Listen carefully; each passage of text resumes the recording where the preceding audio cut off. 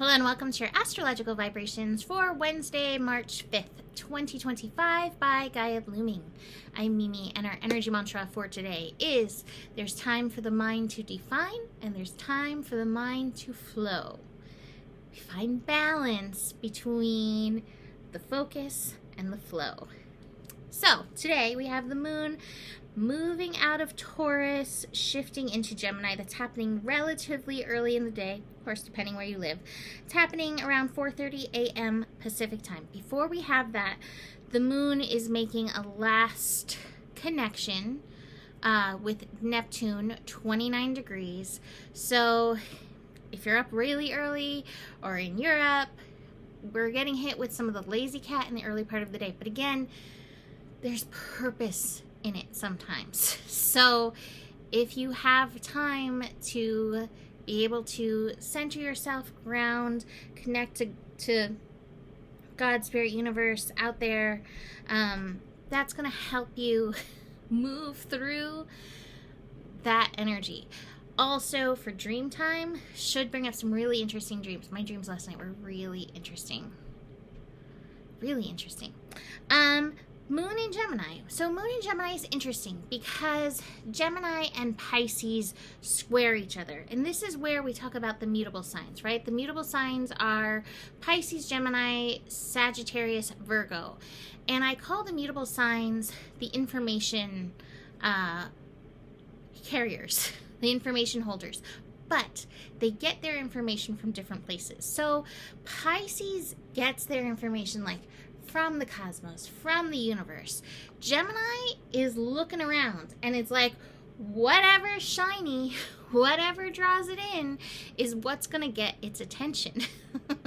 I am a Gemini rising, and my friends in high school called me Mere, as in meerkat, because I was like always looking around. What would get my attention? Who knows?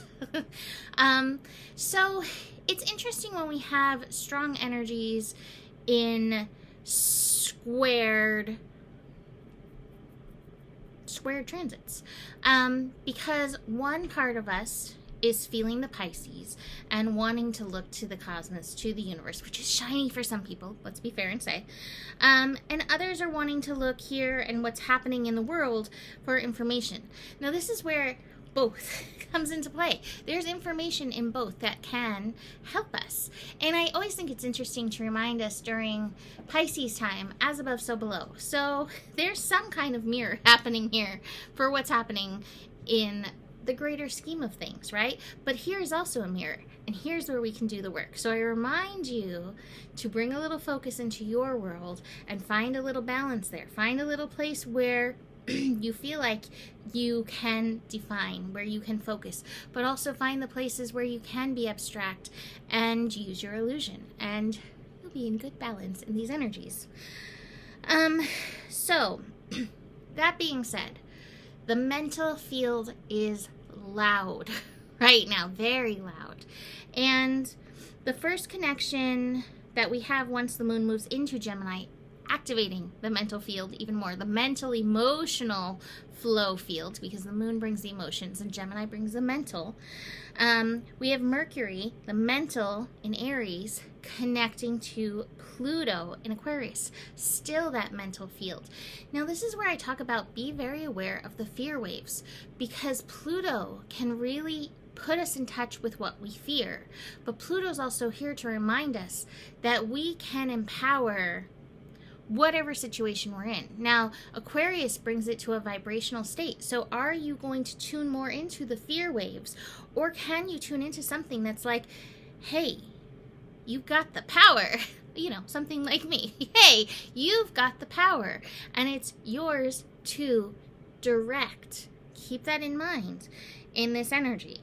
But also watch when something comes up with fear. It's not about burying the fear, but it's recognizing where this fear is coming from and maybe even doing a little healing energy there. This eclipse that's coming up in Virgo next week, Jeez, coming soon. Virgo is the healer, and the South Node is working in Virgo. And so there is some healing energy that can be brought to you, especially in the field of the mind and where we choose to bring our mind's focus.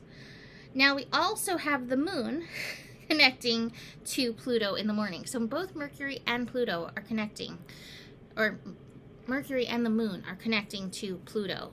And so again, watch the minefields. Now the thing is, it's so interesting when it comes to the moon is once we start thinking something, a lot of times our next step is we start feeling something about what we're thinking. And once we're feeling something, we're like, oh, it's true. I'm feeling this, so it must be true. And then our body goes into reaction. Like it's all tied together. So be aware. What are you thinking? And is it supportive? Bring your consciousness, bring your conscious awareness to your thoughts. Now, neither of these transits are challenges with Pluto. Mercury is a sextile. That's a happy, supportive transit. The moon is trining. However, Pluto can always show us where our shadow is. Show us where our shadow work is. So awareness, right? And you may find yourself swinging back and forth a little bit because we got that schizophrenia energy. But this reminds us, this card specifically, part of the wisdom of it is like, hey, you don't have to pick one side or the other, but fall into the middle, fall into your heart. I have to say, the song playing in my head, I had to play it because it was playing so loud in my head, was Groove is in the Heart by Delight. That's a really good song to get up and dance to if you're feeling a little too mental and need to move out some of the energy. Now, once we move on from that, the rest of the day hopefully is a little easier. The moon is going to connect into Mercury, and the moon is going to connect into Venus. So Gemini and Aries, this can be chatty, it can be reactive, it may make you actually want to get up and do some stuff, which might feel a little better after some of the lazy catting that was going on for Tuesday and maybe even early Wednesday morning. So we may find a little shift in that energy. I also am feeling some strong creative pulls in that energy, so see where you can utilize your creativity. Now, one thing I do want to mention is that we have the Sun and Mars building into a trine. So they're going to be connecting. Sun in Pisces, watery Pisces, Mars in watery Cancer, and Mars can cause emotional outbursts. So you may feel some tides building in you.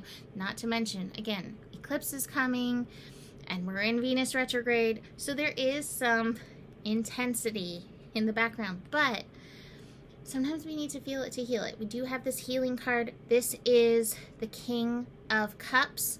So it's about being emotionally mature with our emotions, but sometimes being emotionally mature is allowing them to flow and move through. So just be aware of these energies that are building in the background, despite some, happy feels. I also have the Fool card. So for some of us, there is some kind of new beginning, something new that might be coming into play to watch for in these energies. It might even just be a new way of you working with yourself. Now, got two cards from our color cards today. The first one was frustration. Square peg, round hole. How many of us feel this way in the world? Yes, right? And this might be, again, part even of that Mars-Sun energy that is building, because Mars can drive that frustration. We might feel frustration because we do feel powerless. Look at where you're feeling frustrated and take your power back somehow, right? In a peaceful manner. But I love that it comes with the determination card, which is definitely solar plexus, reminding us of our inherent power. So if you are feeling like a square peg, round hole kind of thing,